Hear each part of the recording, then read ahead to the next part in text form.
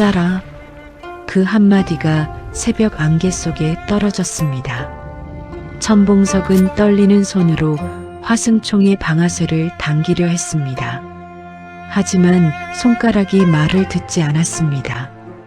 눈앞의 짐승은 여전히 꼼짝도 하지 않았습니다. 오두막 문 앞 온몸이 붉게 물든 채로 그놈이 앉아 있었습니다. 피였습니다. 제 피인지 남의 피인지 알 수 없는 짙은 붉은 빛이 그놈의 흰 줄무늬 위로 번져 있었습니다. 한쪽 눈은 이미 없었습니다. 오래전에 바로 천봉석 자신이 쏜 화살에 맞아 사라진 눈이었습니다. 그리고 남은 한쪽 눈이 천봉석을 바라보고 있었습니다. 그 눈 속에 원망이 있었습니까? 살기가 있었습니까? 아니었습니다. 그 눈빛은 고요했습니다. 마치 모든 것을 내려놓은 사람처럼, 아무것도 두렵지 않은 사람처럼 그저 고요하고 깊고 맑았습니다. 그 순간 오두막 안에서 울음소리가 터졌습니다. 가늘고 힘차고 이 세상에 막 도착한 생명의 울음이었습니다. 천봉석의 두 눈에서 눈물이 쏟아졌습니다. 총이 땅으로 떨어졌습니다. 그는 무릎을 꿇었습니다. 짐승은 그것을 바라보다 천천히 몸을 돌렸습니다. 절뚝이며 안개 속으로 사라졌습니다. 이것이 끝이 아닙니다. 이것은 오히려 시작입니다. 이 이야기가 어디서부터 비롯되었는지 지금부터 천천히 들려드리겠습니다. 여러분, 짐승에게도 의리가 있다고 믿으십니까? 사람보다 잔인한 맹수가 오히려 사람을 살리기 위해 제 살점을 내어준다면 믿으시겠습니까? 옛날 어느 깊은 산골, 한쪽 눈을 잃어 더욱 잔인해졌다는 애꾸는 상군이 살고 있었습니다.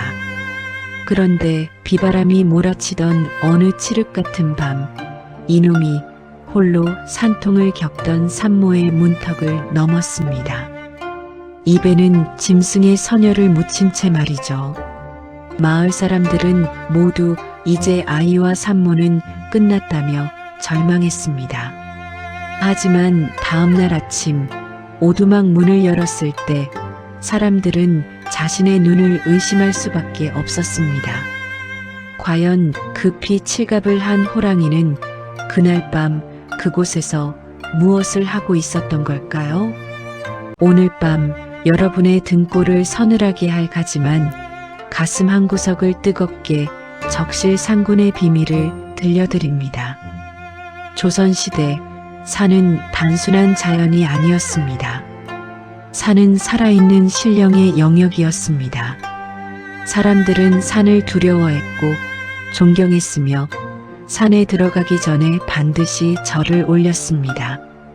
산신령에게 제를 지냈고 함부로 나무 한 그루, 돌 하나를 건드리지 않으려 했습니다. 그리고 그 산의 왕은 언제나 호랑이였습니다. 사람들은 호랑이를 상군이라 불렀습니다. 산의 군주, 산의 왕. 그 이름에는 두려움과 경외가 함께 담겨 있었습니다. 호랑이는 함부로 입에 올릴 수 없는 이름이었습니다. 산에 들어가는 포수들은 호랑이를 그놈 혹은 산 어른이라고 불렀습니다. 직접 이름을 부르는 것 자체가 불길하다고 여겼기 때문입니다.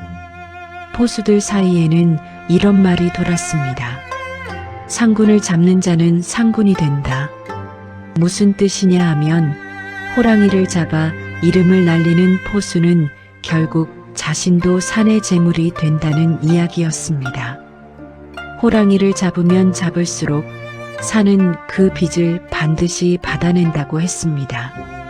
그것이 어리석은 미신이든 오랜 경험에서 우러난 경고이든 어쨌거나 포수들은 그 말을 마음 한구석에 새기고 산에 올랐습니다. 천봉석도 그 말을 알고 있었습니다. 그리고 그는 그 말을 무시했습니다. 호랑이를 잡을 때마다 그는 생각했습니다. 미신은 미신일 뿐이라고, 산은 그냥 산이라고, 죽으면 죽는 거고 사는 건 운과 실력이라고. 그런 생각으로 20년을 살았습니다. 그런데 20년이 지나고 나서 그는 깨달았습니다. 산은 정말로 기억하고 있었다는 것을. 단지 갚는 방식이 자신이 생각하던 것과 달랐을 뿐이라는 것을. 23. 천봉석이 처음 혼자서 산에 오른 나이였습니다. 그는 아버지를 일찍 여의었습니다. 아버지는 포수였고 산에서 죽었습니다. 어머니는 그 소식을 듣고 반년 만에 병으로 눈을 감았습니다. 남은 것은 낡은 화승총 하나와 빈 오두막, 그리고 아무도 돌봐주지 않는 어린 천봉석이었습니다. 그가 산을 택한 것은 선택이 아니었습니다. 달리 먹고 살 방법이 없었습니다. 먹을 것도 입을 것도 남은 돈도 없었습니다. 마을에서 하인살이를 해도 됐겠지만 그는 그것을 택하지 않았습니다. 아버지가 남긴 총이 있었습니다. 그것이 유일한 미천이었습니다. 처음 몇 년은 험했습니다. 노루 한 마리 잡는 것도 쉽지 않았습니다. 화약을 아껴 쓰느라 총도 함부로 쏘지 못했습니다. 맨손으로 덫을 놓고 새벽부터 밤까지 산을 헤맸습니다. 동상에 걸려 발가락 2개를 버렸습니다. 굶어서 기절한 적도 있었습니다. 그러나 그는 그만두지 않았습니다. 10살 때부터 아버지 등 뒤에서 산을 배웠습니다.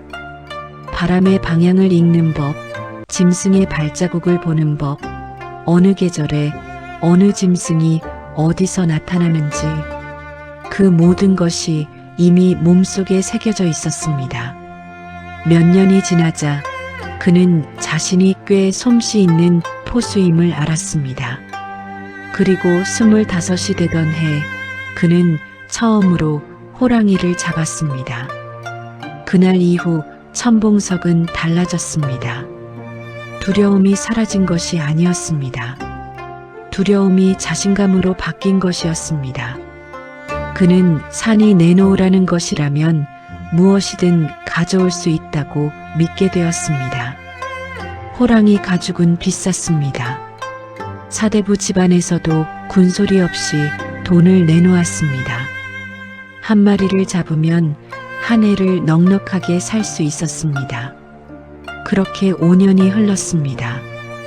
그렇게 10년이 흘렀습니다. 그리고 그 겨울이 왔습니다. 눈이 많이 내리던 해였습니다. 천봉석은 연이은 폭설에 산속 깊이 고립된 상태였습니다. 나흘째 짐승의 흔적조차 없었습니다. 화약이 줄고 있었습니다. 식량도 거의 바닥났습니다. 그는 낮은 산길을 통해 마을로 내려가기로 했습니다. 그때였습니다. 눈 덮인 비탈길에서 뭔가가 움직였습니다. 작았습니다. 천봉석이 처음에 본 것은 그것이 전부였습니다. 눈 속에 파묻힌 작은 물체. 그런데 그것이 움직였습니다. 가까이 다가가 보니 새끼 호랑이였습니다. 몸집으로 보아 태어난 지 2~3달쯤 된 것 같았습니다. 어미는 보이지 않았습니다. 새끼는 눈 속에 반쯤 파묻힌 채로 떨고 있었습니다. 천봉석은 잠시 그것을 내려다보았습니다. 포수로서 해야 할 행동은 명확했습니다. 어미 호랑이가 근처에 있을 가능성이 있으니 경계하면서 새끼도 죽이거나 아니면 그냥 지나가는 것. 새끼를 건드리면 어미가 달려들 수 있었습니다. 굶주린 어미 호랑이는 어떤 짐승보다 위험했습니다. 그런데 천봉석은 걸음을 멈추었습니다. 새끼가 그를 올려다보고 있었기 때문입니다. 두려움 없는 눈이었습니다. 이상하게도 원망도 살기도 없는 눈이었습니다.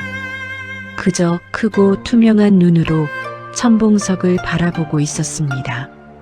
마치 당신이 무엇을 할지 나는 이미 알고 있습니다라고 말하는 것 같은 눈이었습니다. 천봉석은 총을 들었습니다. 방아쇠를 당겼습니다. 탕! 총알은 새끼의 오른쪽 눈 바로 옆을 스쳤습니다. 일부러 빗나가게 쏜 것이 아니었습니다. 아니, 그 자신도 그 순간 자신이 무엇을 했는지 알 수 없었습니다. 손이 움직였고 총이 조금 기울었고 탕 소리가 났습니다. 새끼는 비명을 질렀습니다. 오른쪽 눈에서 피가 흘렀습니다. 새끼는 눈 속에서 굴렀습니다. 그리고 비틀비틀 일어나 비탈 아래로 도망치기 시작했습니다. 천봉석은 그것을 바라보았습니다. 다시 장전할 시간이 있었습니다. 충분히 쫓아가 마무리할 수 있었습니다. 하지만 그는 그러지 않았습니다. 왜인지 자신도 알 수 없었습니다. 가라. 그 말이 입에서 나왔습니다. 천봉석 자신도 놀랐습니다. 짐승에게 말을 거는 포수는 없었습니다. 감정을 섞지 않는 것, 짐승을 짐승으로만 보는 것, 그것이 포수의 기본이었습니다. 그런데 그는 눈 속으로 사라지는 작은 뒷모습을 향해 말했습니다. 가라. 그날의 일을 그는 오랫동안 잊으려고 했습니다. 잊히지 않았습니다. 산에서 돌아온 날 밤 주막에서 혼자 술을 마셨습니다. 술이 들어가도 그 눈이 사라지지 않았습니다. 큰 눈, 두려움 없는 눈, 그 눈. 천봉석은 잔을 엎어버렸습니다. 짐승 눈에 뭘 봤다고. 그는 중얼거렸습니다. 스스로 어리석다고 생각했습니다. 포수가 짐승에게 감정을 이입하면 안 됩니다. 그것이 실수의 시작이고 죽음의 시작입니다. 그런데 그 이후에도 산에 오를 때마다 그는 그 비탈을 피해 다녔습니다. 왜인지 그 자신도 설명할 수 없었습니다. 그러나 산은 잊지 않았습니다. 20년이라는 세월은 사람을 바꿉니다. 천봉석이 총을 내려놓은 것은 45되던 해였습니다. 이유는 하나였습니다. 정복녀. 그녀를 처음 만난 것은 어느 가을 장날이었습니다. 그는 호랑이 가죽을 팔러 읍내에 내려왔다가 다리를 삐어 길가에 주저앉은 여인을 보았습니다. 도와줄 사람은 없었습니다. 장날 인파 속에서 모두 지나쳐 갔습니다. 천봉석은 멈추었습니다. 그것이 시작이었습니다. 정복녀는 일찍 부모를 잃고 친척 집에서 더부살이를 하던 여인이었습니다. 나이는 32. 늦은 나이였지만 두 사람은 서로의 처지가 비슷했습니다. 천봉석도 평생 산속에서 혼자 살았으니까요. 그들에게는 화려한 혼례도 넉넉한 예물도 없었습니다. 다만 서로를 필요로 하는 두 사람이 있었을 뿐입니다. 혼인을 하고 난 뒤 천봉석은 결심했습니다. 총을 놓겠다고. 이유를 묻는다면 그는 이렇게 대답했을 것입니다. 산이 무섭다고. 20년 동안 산에서 죽을 고비를 수도 없이 넘겼습니다. 동료 포수 셋이 산에서 죽는 것을 직접 보았습니다. 그리고 무엇보다 그 눈이 마음속에 남아 있었습니다. 오래전 눈 속에서 그를 올려다보던 새끼 호랑이의 눈. 총을 든 순간에도, 잡은 짐승 앞에서도, 술을 마시는 밤에도 그 눈이 떠올랐습니다. 왜 그 새끼를 살려보냈는지, 왜 그 손이 총을 기울였는지 20년이 지나도 답을 알 수 없었습니다. 그리고 그것이 무서웠습니다. 천봉석은 화전을 일구기 시작했습니다. 산자락 아래 남쪽으로 햇볕이 잘 드는 비탈에 밭을 만들었습니다. 나무를 베어내고 돌을 골라내고 흙을 뒤집었습니다. 포수 시절에 쓰던 힘으로 낮을 버티고 정복녀가 해주는 따뜻한 밥으로 밤을 버텼습니다. 힘든 나날이었습니다. 포수는 짐승을 잡으면 되었지만 농부는 하늘을 봐야 했습니다. 비가 안 오면 망했고 비가 너무 와도 망했습니다. 첫 해에는 흉년이 들었고 둘째 해에는 산짐승들이 밭을 헤집어 놓았습니다. 그러나 셋째 해 그들은 처음으로 넉넉한 가을을 맞았습니다. 그리고 그 겨울 복녀가 임신을 했습니다.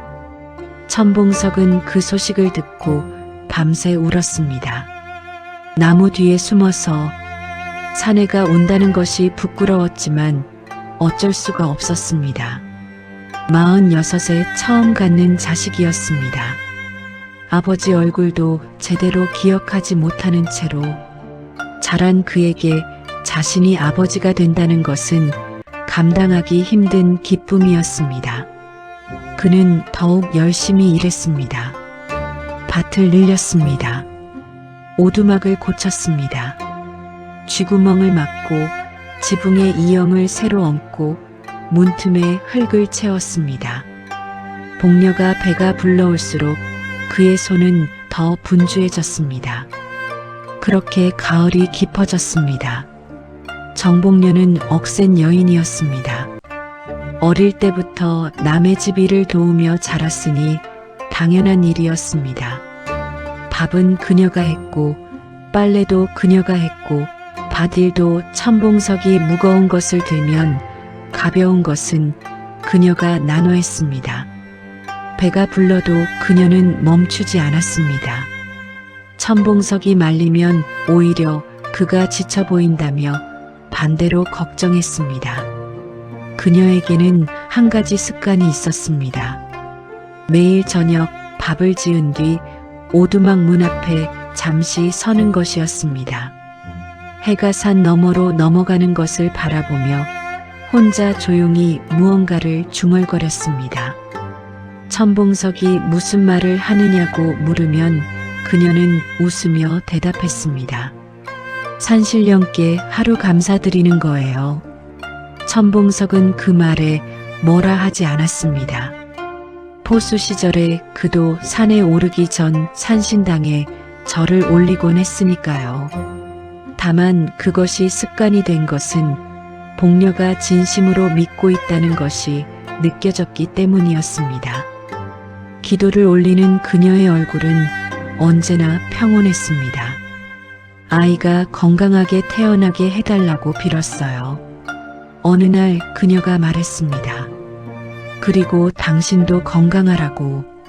천봉석은 고개를 돌렸습니다. 눈이 뜨거워졌기 때문입니다. 그 시절 그들은 가난했지만 행복했습니다.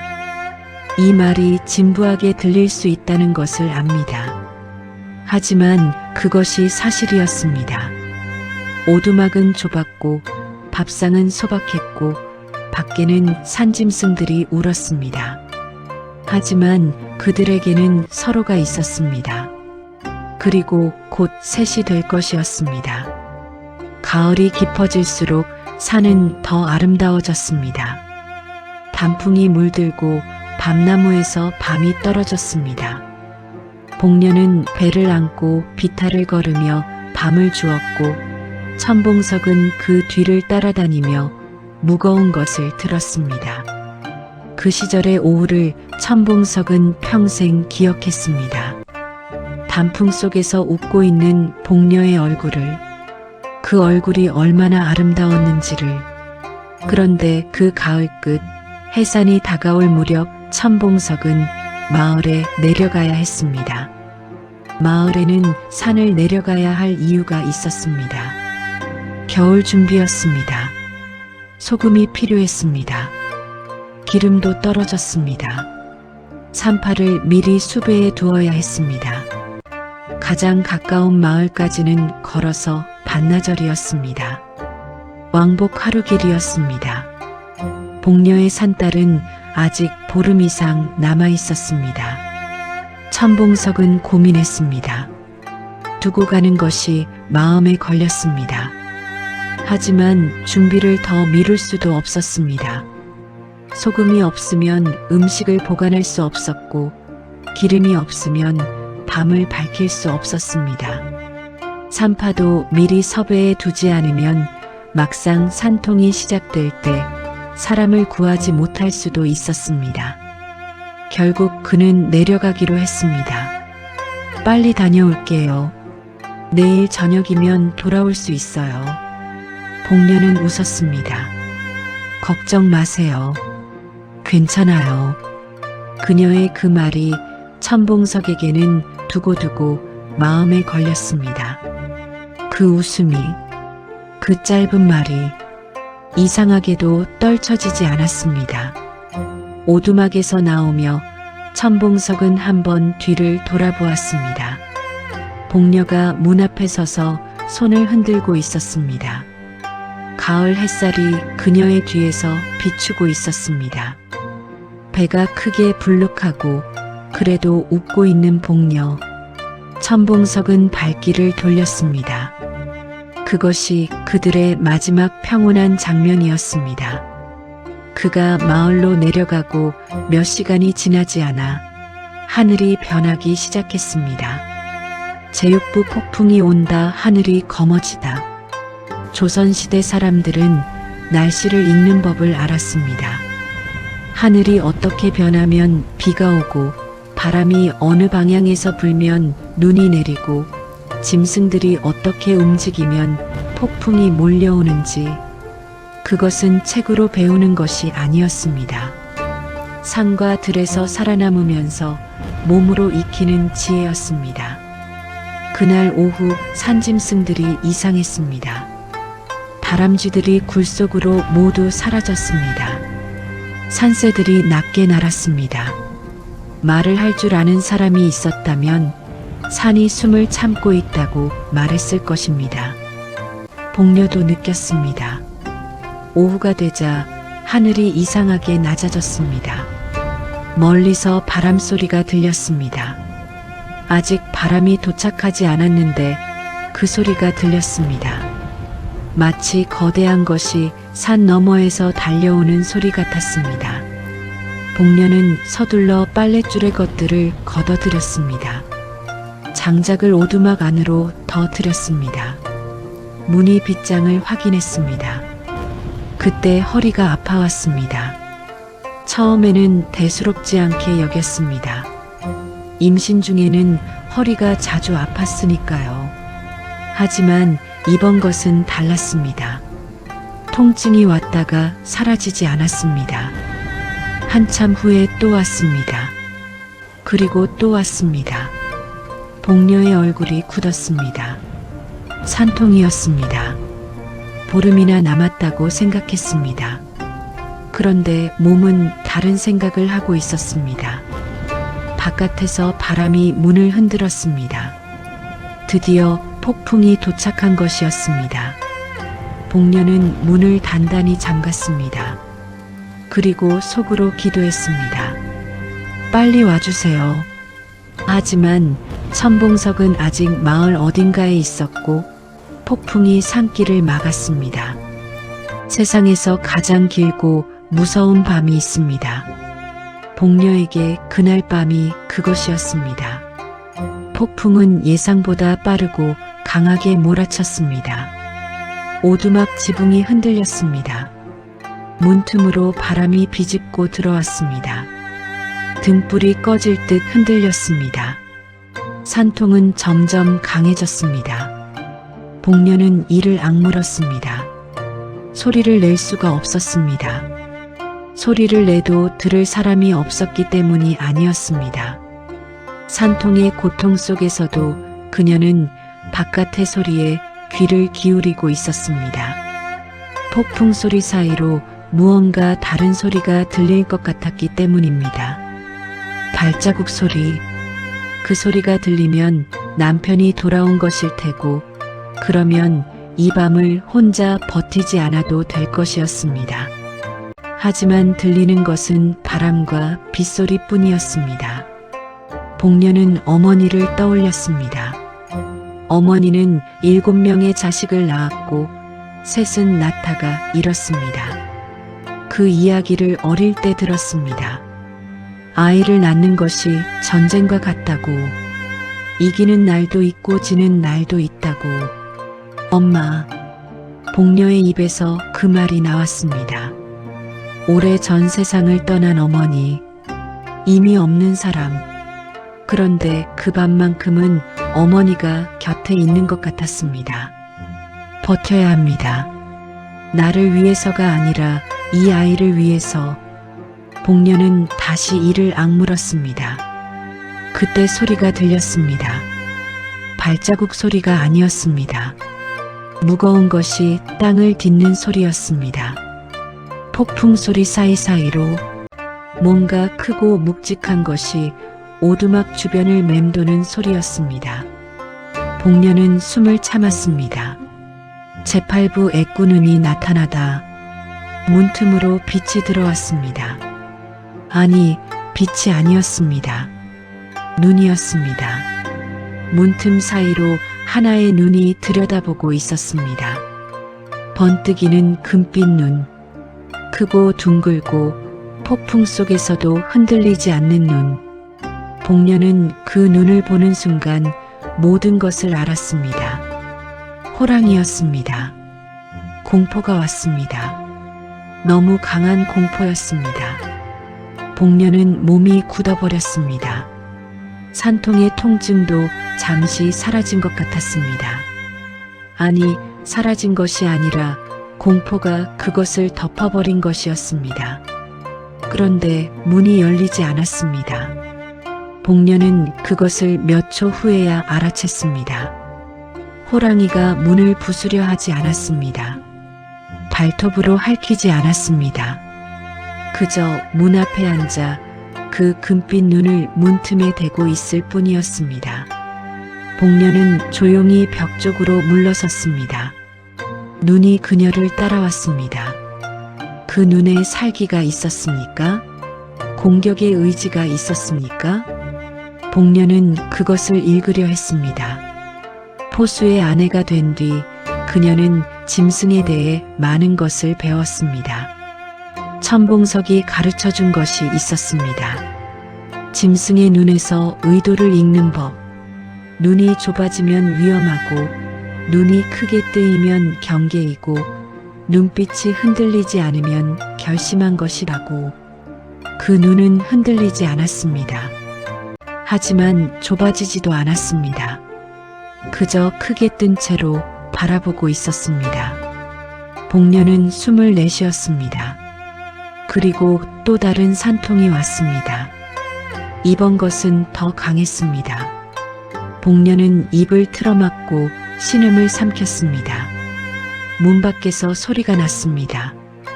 그것은 으르렁거리는 소리가 아니었습니다. 낮고 깊은 숨소리였습니다. 마치 곁에 있다는 것을 알려주는 것 같은. 그 밤 산에는 굶주린 것들이 많았습니다. 폭풍이 몇 날 며칠 이어지면서 짐승들은 먹이를 구하지 못했습니다. 굶주린 짐승은 위험합니다. 두려움이 사라지기 때문입니다. 배가 부른 짐승은 사람을 피하지만 굶주린 짐승은 사람에게도 달려듭니다. 그날 밤 늑대떼가 움직이고 있었습니다. 처음에는 멀리서 울음소리가 들렸습니다. 폭풍 소리에 섞여서 잘 들리지 않았지만 여럿이었습니다.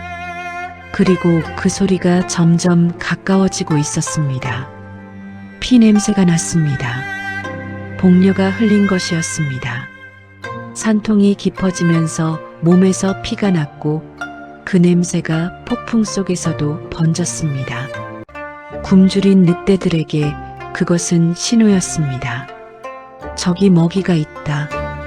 오두막을 향해 달려오는 것들이 있었습니다. 문 앞의 것이 먼저 알았습니다. 호랑이가 몸을 일으키는 소리가 들렸습니다. 그리고 방향을 바꾸는 소리, 오두막 뒤쪽을 향해 돌아서는 소리, 그리고 포효가 터졌습니다. 그 소리는 폭풍 소리를 뚫고 오두막 안까지 진동했습니다. 복녀는 그 소리에 창자가 떨리는 것을 느꼈습니다. 평생 그런 소리를 들어본 적이 없었습니다. 하늘 전체가 울리는 것 같은, 산 전체가 떠는 것 같은 소리였습니다. 그리고 싸움이 시작되었습니다. 복녀는 들었습니다. 늑대들의 울음, 호랑이의 포효, 살이 찢기는 소리, 뼈가 으스러지는 소리, 발톱이 땅을 긁는 소리, 무언가가 내동댕이 쳐지는 소리, 비명, 또 비명, 그리고 다시 그 낮고 깊고 무서운 포효. 오두막은 몇 번이나 충격으로 흔들렸습니다. 복녀는 두 손으로 귀를 막았습니다. 그러나 막을 수 없었습니다. 그러면서도 그녀는 알았습니다. 그 싸움이 자신을 위한 것이라는 것을. 이유는 알 수 없었습니다. 납득도 되지 않았습니다. 호랑이가 사람을 지킨다는 것은 이야기에서나 나오는 것이었습니다. 하지만 현실이 그랬습니다. 그 짐승이 문 앞에 버티고 서서 문지방 하나를 넘지 않으면서 오두막을 향해 달려드는 모든 것들을 막아내고 있었습니다. 복녀는 기도했습니다. 살아주세요. 그것이 짐승을 향한 기도라는 것이 이상했지만 어쩔 수 없었습니다. 살아주세요. 제10부 피해 사투 애꾸눈의 밤. 그 밤 늑대는 모두 7마리였습니다.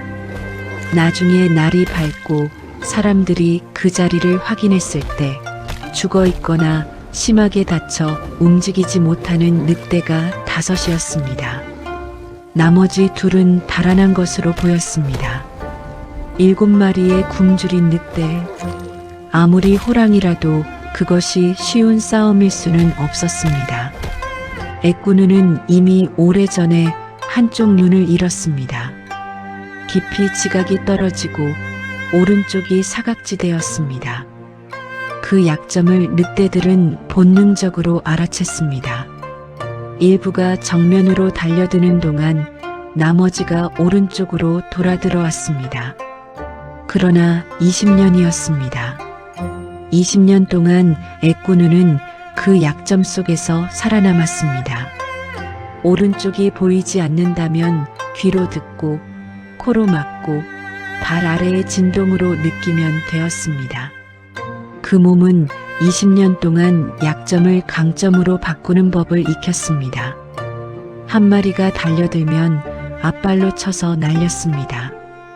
2마리가 달려들면 하나는 이빨로, 하나는 발톱으로 막았습니다. 3이 달려들면 몸을 낮추고 가장 위험한 놈의 목을 먼저 물었습니다. 그래도 상처는 피할 수 없었습니다. 옆구리에 이빨이 박혔습니다. 뒷다리를 물렸습니다. 귀 한쪽이 찢겼습니다. 피가 흘렀습니다. 하지만 그는 물러서지 않았습니다. 문지방 앞에서 한 걸음도 물러서지 않았습니다. 폭풍이 몰아치는 밤, 비와 피가 뒤섞이는 그 싸움 속에서 애꾸눈은 버텼습니다. 새벽이 오기 전까지. 눈을 잃은 짐승이 살아남는다는 것은 쉬운 일이 아닙니다.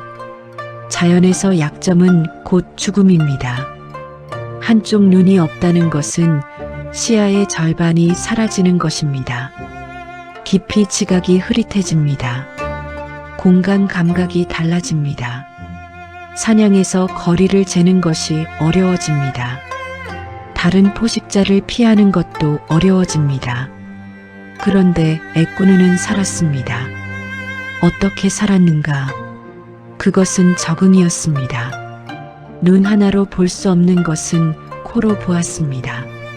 냄새로 공간을 읽었습니다. 바람에 섞인 냄새를 분석해 어디에 무엇이 있는지 파악했습니다. 귀로 보았습니다. 소리로 거리를 재고 방향을 잡았습니다.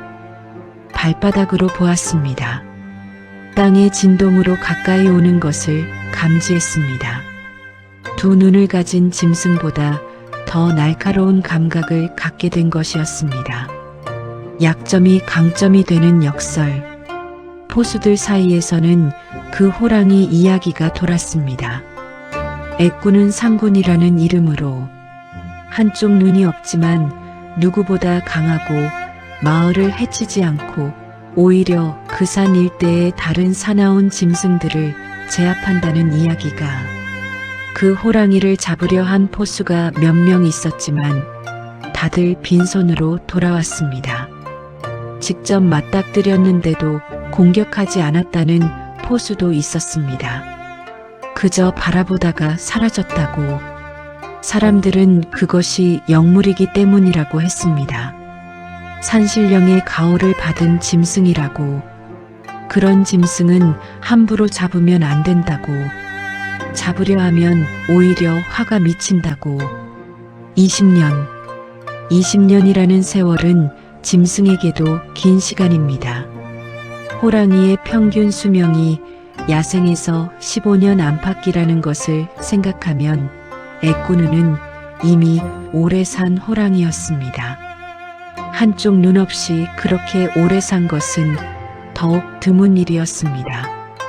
그 20년 동안 그는 그 산 일대를 떠나지 않았습니다.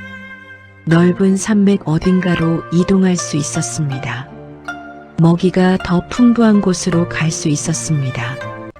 그러나 그러지 않았습니다. 마치 그 자리에 뿌리를 내린 것처럼 그 산 일대를 지켰습니다. 마치 무언가를 기다리는 것처럼. 새벽 4시쯤이었을 것입니다. 복녀는 기진맥진한 상태였습니다. 밤새 혼자 산통을 견뎌왔습니다. 제대로 누울 수도 없었고 도움을 구할 수도 없었습니다. 등불은 기름이 떨어져 꺼질 듯 가물거렸습니다. 바깥의 싸움 소리는 잦아들었습니다. 복녀는 그것이 좋은 신호인지 나쁜 신호인지 알 수 없었습니다. 싸움이 끝난 것인지 아니면 호랑이가 지쳐 쓰러진 것인지. 하지만 오두막 문은 여전히 닫혀 있었습니다. 아무것도 들어오지 않았습니다. 그리고 아이가 세상으로 나왔습니다. 복녀 혼자서 했습니다. 이를 악물고 숨을 참고 온몸의 힘을 다 써서 어미가 가르쳐준 것들을 기억해냈습니다. 산파 없이 홀로 아이를 낳은 여인들의 이야기를 들었던 것들을 기억해냈습니다. 그리고 해냈습니다. 아이는 울었습니다. 그 울음소리가 새벽의 오두막을 가득 채웠습니다. 복녀는 아이를 품에 안고 울었습니다. 소리도 내지 않았습니다. 눈물만 흘렀습니다. 온 힘을 다 써버렸는데도 눈물은 나왔습니다. 바깥에서 소리가 들렸습니다. 숨소리였습니다. 낮고 깊고 그러나 예전보다 조금 더 거칠어진 숨소리. 아직 거기 있었습니다. 복녀는 아이를 안은 채로 문 쪽을 바라보았습니다. 고마워요. 그 말이 나왔습니다. 짐승에게 하는 말이라는 것을 알았습니다. 들을 수 있는지도 알 수 없었습니다. 하지만 말하지 않을 수 없었습니다. 정말 고마워요. 천봉석은 달렸습니다. 마을에 내려갔다가 폭풍에 발이 묶였습니다. 하룻밤을 마을 주막에서 보낼 수밖에 없었습니다. 잠을 이룰 수 없었습니다. 뒤척이다 새벽이 되기도 전에 일어났습니다.